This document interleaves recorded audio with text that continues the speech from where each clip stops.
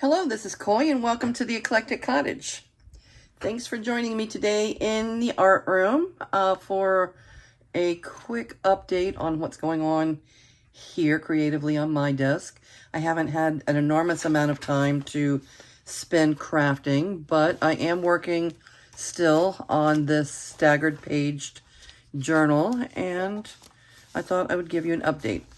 Because the pages are all different sizes and all different lengths and everything, I feel like I'm working on this journal totally different than I have on any journal before because of that. Normally I don't sew the signatures in until closer to the end of the project, after I've had enough, time to work on the pages individually.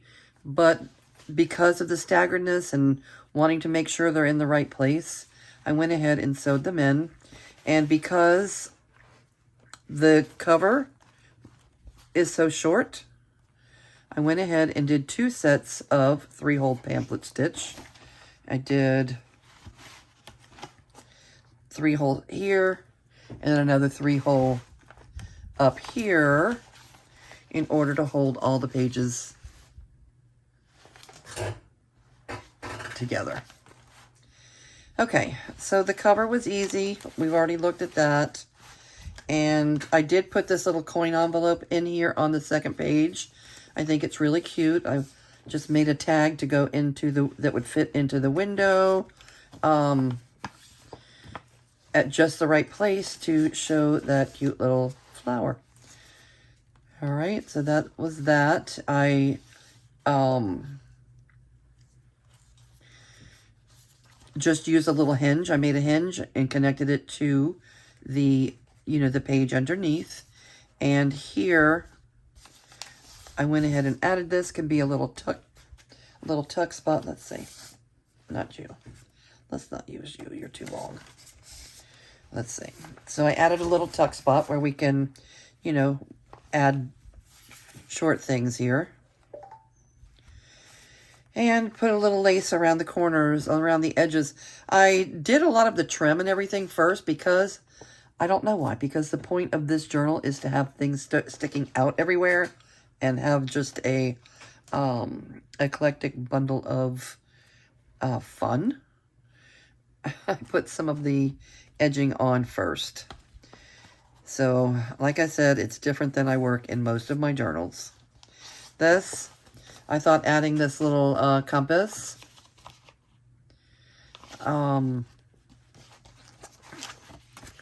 added a little something that sticks out beyond the page. And I like that. With this one, this is on the back of that page. I added a pocket, a side pocket, and then this would be a little up tuck where you could, put something,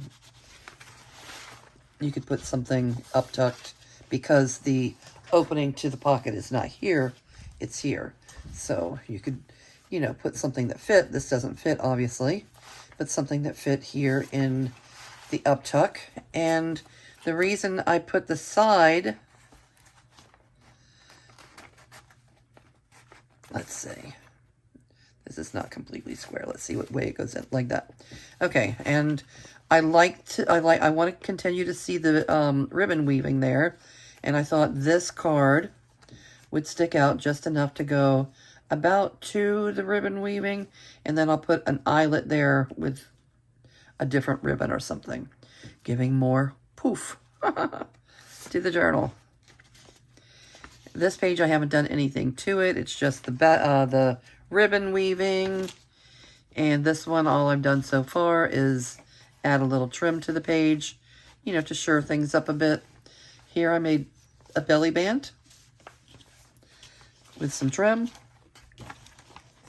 The flower, I cut out some of the flower where part of it is sticking up past the top of the page, as you can see. And I covered the back of the flower to match exactly. So I just flipped the image. You know how you can flip it completely left to right or right to left? I did that, and So underneath there is the whole flower, but it's glued down onto that page. Here, I put some blue trim and these cute little daisies sticking out past the edge. I made a little tab on the outside and just glued the daisies to it. There is a hole here where I may hang some kind of dangle before all is said and done. Made a cute pocket. This is some really old antique cross-stitching paper, and this is part of a map. All right.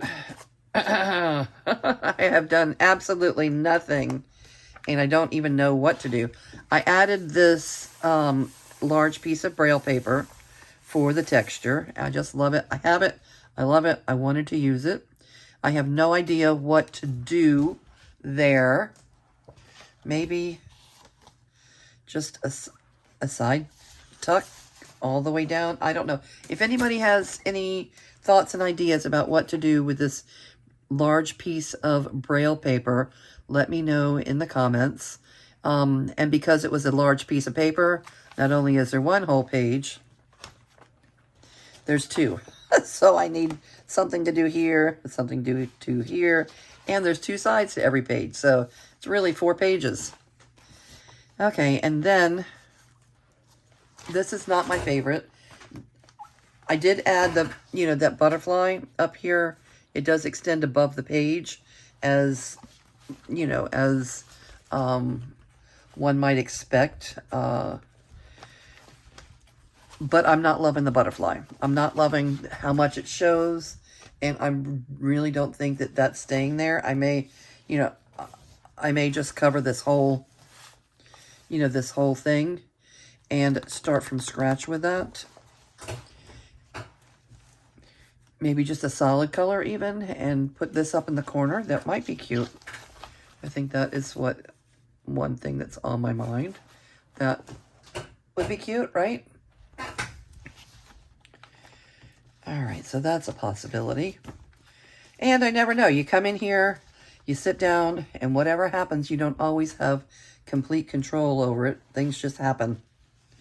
All right, on the inside of this, I added, this is wallpaper trim, some vintage wallpaper trim. And I only had it on one side. I went ahead this morning and added it to the other side as well for balance, because it's, I guess the center for this is going to be the centerfold of my journal. I wanted to have a little balance. Okay, and I haven't done very little to the back side of the book. I did add this little paper bag, which is cute. I'll make something to stuff into that pocket, something tall that'll, that'll stick out there. And I don't think I've really done too much else. Okay. That's my update. Let me know in comments what's going on your desk and in your creative world. I'm going to say goodbye for now, and I will see you again real soon.